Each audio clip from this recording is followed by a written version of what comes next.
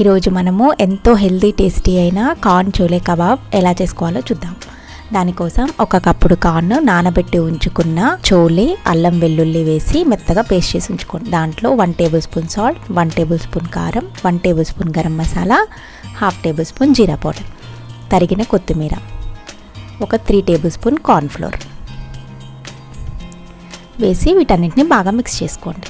Ice cream స్టిక్స్ని ముందుగానే తడిపి ఉంచుకోండి. తడపటం వల్ల ఈ పిండి అన్నది బాగా అతుక్కుంటుంది. ఇలా అన్నింటినీ ప్రిపేర్ చేసి ఉంచుకోవాలి.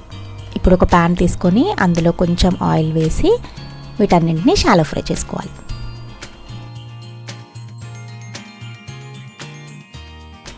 అంతే, ఎంతో టేస్టీ అయిన మన కార్న్ చోలే కబాబ్ రెడీ అయిపోయింది.